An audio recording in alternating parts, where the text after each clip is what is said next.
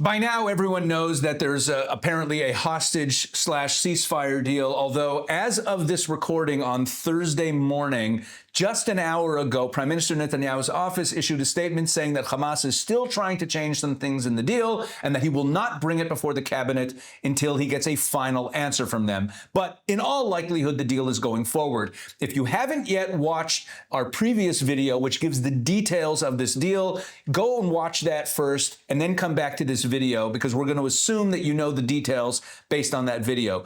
But the bottom line is that this hostage deal, this ceasefire deal, is an absolute disaster for Israel and makes Hamas the winner of this war. Let me explain. According to this deal, Hamas maintains and even strengthens its governing control over the Gaza population. The humanitarian aid that has been surging into the Gaza Strip ever since the Biden-Blinken administration has been forcing Israel to deliver massive quantities of humanitarian aid into areas under Hamas control. That increases with this deal. This aid goes right into the hands of Hamas.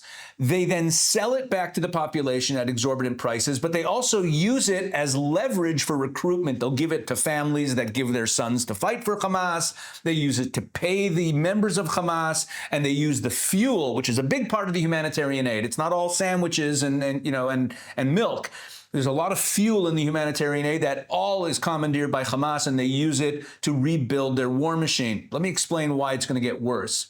The infrastructure in northern Gaza has been completely destroyed. There's no regular economic life there, which means the only real source of income, the only real source of food and basic resources is going to be Hamas, giving them a full stranglehold on the population.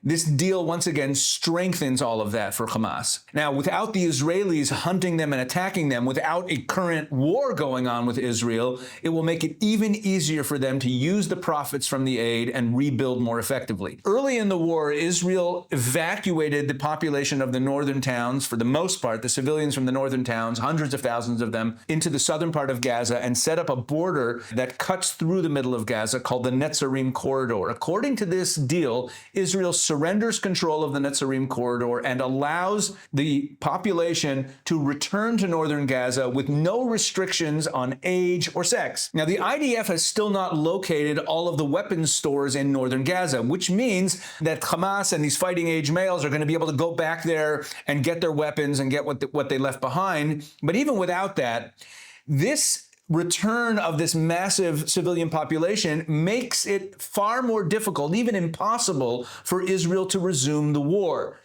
Israel has been maintaining throughout these negotiations, and in all of the reports you've seen, Israel maintains that this deal is not an end to the war, that we still reserve the right to continue the war, and they're telling that to the Israeli public. Don't worry, the initial aims of the war to destroy Hamas's military and governing capability, these aims remain intact. But if you really look at what's happening in this deal, what's going to happen if Israel decides to resume the war? They're going to evacuate them all again? Just imagine what that's going to look like in world media. Further, with Israel's security problems from this deal, according to Appendix 1 of the agreement, Israel will gradually reduce its presence during the 42 days of Phase 1, will reduce its presence along the Philadelphia corridor. That's the border between Gaza and Egypt. And after Stage 1, will complete a full withdrawal from that corridor no later than day 50. That's 8 days after Phase 1. This deal brings us back to the situation before October 7th, where Israel relies on the Egyptians for our security in the Gaza Strip. Now, what the Egyptians were doing is aiding and abetting Hamas in the smuggling in through underground tunnels and through the various crossings in the Philadelphia corridor, smuggling in all of the supplies they needed to build their whole terror infrastructure. All of the weapons, all of the missiles they had came across the border crossing in Rafah, which is on the Philadelphia corridor. And according to this deal, Israel surrenders control of the Philadelphia corridor, first gradually drawing down during the first 6 weeks. And then if we go to Stage 2 of this deal, Israel withdraws completely. This compromises Israel's security long-term in a way that is unconscionable. Now, let's look ahead at what the return to northern Gaza will look like in Western media. And this is something that nobody is talking about regarding this deal. Let's just imagine we have these hundreds of thousands of Gazans returning to these destroyed cities where almost every building has been destroyed. soldiers that I've spoken to in combat have talked about how going house to house, every single home in the Gaza Strip, every single apartment building has weapons stores in it, has rocket launchers. We all know about the hospitals and schools that have been used by Hamas as bases of operation, and that's why all these buildings are destroyed. What's going to happen now is that with a ceasefire in place, Hamas is going to invite the worldwide media in to see the destruction. And there's going to be all kinds of pictures of people weeping over their homes, of women crying, of bodies being pulled from the rubble, bodies, of course, that were only in harm's way because Hamas insisted on using them as human shields and putting them into legitimate military targets. The pictures and the narratives that are going to come out of the northern part of the Gaza Strip are going to cause tremendous damage to Israel. If we've seen an onslaught of anti-Israel propaganda since October 7th, this ceasefire deal is only going to make that situation way, way worse. This is not really a deal for 33 hostages. Let me explain what I mean. First of all, we don't know how many of these hostages are alive and how many are dead. Most of these hostages are only going to be released in the final days of the deal. And negotiations for phase 2, which is supposed to see the release of all remaining Israeli hostages, they're all supposed to be released in phase 2. And the negotiations, the terms of the deal of phase 2 are set to begin 16 days into this deal. Now, according to this deal, here's how the release of hostages goes. The first 3 hostages are going to be released 2 days into the deal. A week into the deal, 4 more hostages are released, and then 3 hostages will be released per week through week 6, brings the number to 19. And then the final 14 hostages will be released at the end of the 42 days. That means, bottom line, is that the negotiations for phase 2 are set to begin 16 days into phase 1. Only 10 of the hostages will have been released at that point. What happens if the negotiations break down? What happens if Hamas starts making demands at that point that Israel can't live with? Is there any incentive for Hamas to keep releasing more hostages all the way till the end of the deal? So it's entirely likely that all the 33 that we're talking about won't even be released. Let's assume now that the negotiations are ongoing. Well, according to this deal, so long as the negotiations are ongoing, Israel does not resume its hostilities, does not resume the war, because the Israelis maintain that this deal does not mean an end to the war, that they still reserve the right to continue fighting Hamas to destroy their military and governing capabilities. Well, what happens at the end of 42 days if they're still negotiating? Hamas has an incentive to keep those negotiations going forever and ever.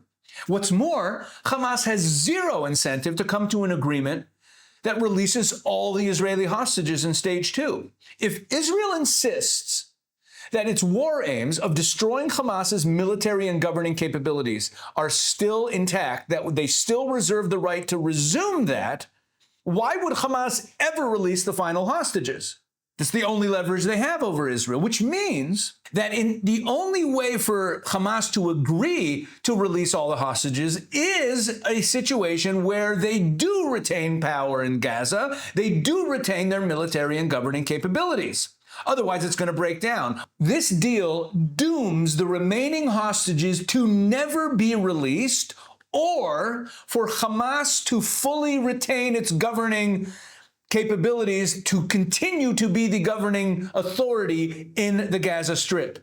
Either way you slice it, this means that Hamas wins the war and Israel loses. Hamas controls so significant portions of Judea and Samaria, otherwise known as the West Bank. If you haven't seen our video on the civil war going on internally among the Palestinians in Judea and Samaria, go and watch that video and you'll understand a little more what I'm talking about. When these 1,700 terrorists are released, according to the deal, some of them will be going to Judea and Samaria, and some of them will be going to the Gaza Strip. Either way, this not only reinforces the ranks of Hamas, but it also gives them a massive PR win for their population. When these prisoners start coming home, you are going to see footage, and we'll bring some of it to you, of celebrations in the streets of these Arab towns, celebrating these terrorist murderers who are being released from Israeli prisons. It is going to be a Hamas victory celebration. The Israelis are adamant that this deal is not an end to the war, but how could they ever resume it? How could they go back into northern Gaza and evacuate everyone again? Internally in Israel right now, there is confusion. There is a lot of discomfort with this deal. People are asking questions. What about the aim of destroying Hamas as a governing body on our border? What about the change that we were told this war would bring?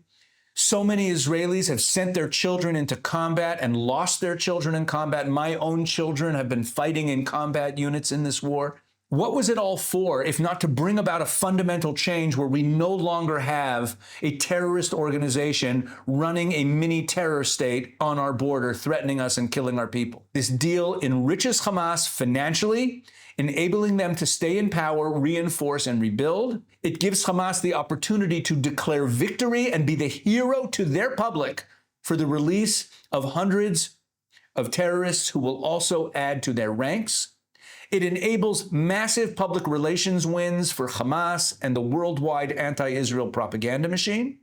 It makes it far more difficult for Israel to resume the war. And let me add here that for the same reason that the incoming Trump administration was pressuring Israel into this deal, because they don't want any kinetic conflicts, they don't want any wars going on their watch, there will be significant pressure from the Trump administration preventing Israel from resuming the war should negotiations break down. You can bet on that. Finally, this deal most likely dooms the remaining hostages to never, ever be released. Bottom line, everyone, Hamas wins the war.